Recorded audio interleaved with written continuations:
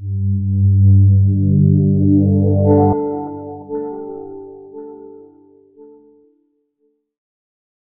everybody, and welcome back to the final episode of the EBI seminar series on the bioeconomy. Today, I'm joined by Professor Alexandra Hill, who works in the Agricultural and Resource Economics Department here at UC Berkeley.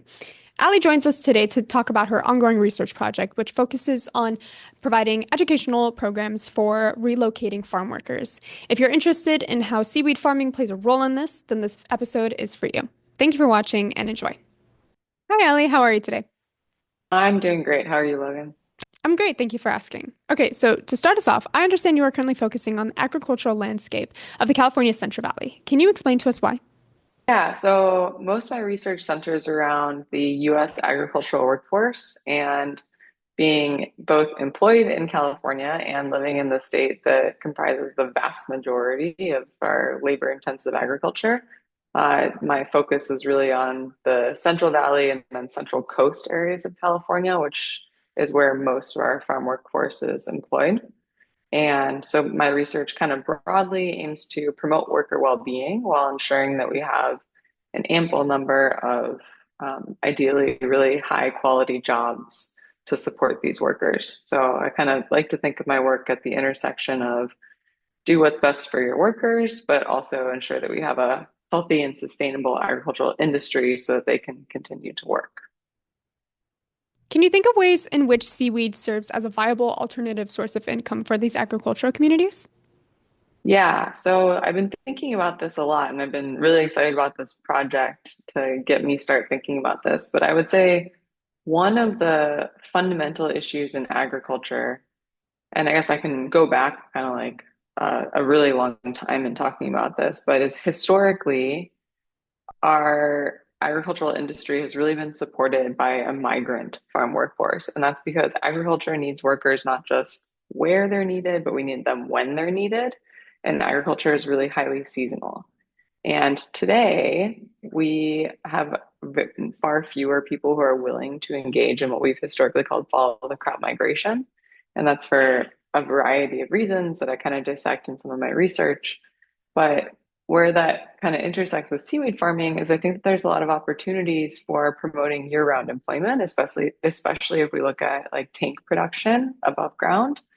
And I think that one of I mean, a lot of people want to live in these like rural agricultural communities and like enjoy the quality of life that comes with it, but also need to be able to support themselves and their families. And today, you know, you pay rent in California. Everywhere you go in California, it's a lot. And so it's increasingly harder and harder to do that with a seasonal job. And so we need ways of figuring out how to create year-round employment opportunities and, still allow people to live in these other areas. And I really see not just cultivating seaweed, but also then like the processing and all the other things that will come with it as creating these sorts of opportunities. And I don't know, every worker you talk to wants to learn. They love learning new things. They'll always say, I want to know why that tree that I planted is dying or something like that.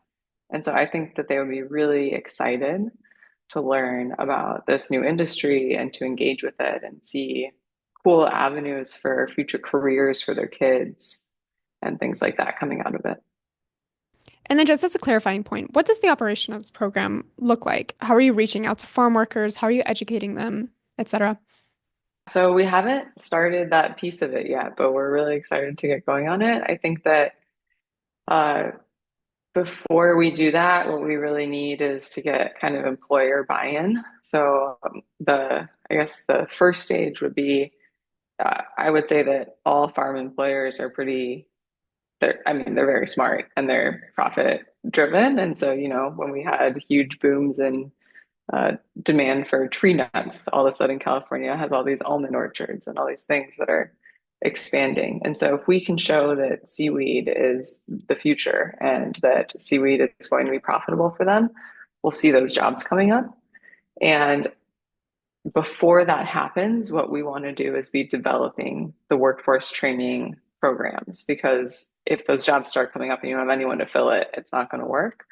So I think that these things are gonna all come to a head at once. And I think our goal is going to be to work with places like community colleges and things that already have good roots in farm worker communities and more rural communities in general to develop seaweed specific training programs and help cultivate the skills that will be necessary to make this a viable and thriving industry. Do you know if there are any plans to teach these farm workers ocean-based seaweed farming, or are you mainly focusing on land-based with the tanks and such? No, I think we'll definitely, my perspective on it is that we should do both. And I think the plan is to do both. I think that California has this beautiful coastline that lends itself really well to ocean-based, and that it would be a huge tragedy to not take advantage of that. But I think in thinking about more of California's inland empire, that it would either be the processing facilities could be located there or tank based, but there's also a lot of farm workers in California's coastal communities. And to the extent that we can figure out sufficient housing in areas where people also really want to live and pay a premium to do so, I think that we should definitely be developing those industries along the coast too. Okay, and are there any last sentiments you want to leave us with regarding the future of seaweed farming or this project in particular? Yeah, so I think one of the things that our project is really focused on and that really excites me about the project is ensuring that we develop these cultivation systems and these supply chains for seaweed-based products in a way that promotes equity and well-being across the system. And I think that that's a really unique opportunity because if we think about the history of agricultural production, it is goes back incredibly far, and there is no really like no such opportunity to start like anew in a food production system with those principles at kind of the core of it. And so I think that that really comes into our project and our partnerships with First Nations along California's coast and up into Canada, and also just in how we are trying to integrate rural communities, farm worker communities, kind of historically marginalized and disadvantaged communities, and take not just their, like financial well-being and health as a consideration in this project, but also their cultural values and ensure that we develop this system in a way that is consistent with all these things and works to create a better society, not just a new product.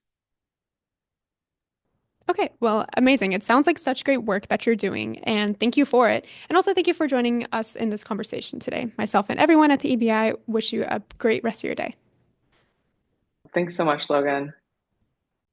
Thank you for checking out the EBI seminar series on the bioeconomy and the seaweed supply chain. If you've enjoyed this video, please feel free to like and subscribe to our channel for more content on the macroalgae bioeconomy. Be sure to follow along for future installments or check out our previous series and explore our social media, which are all linked in the description below. Thank you for watching and see you next time.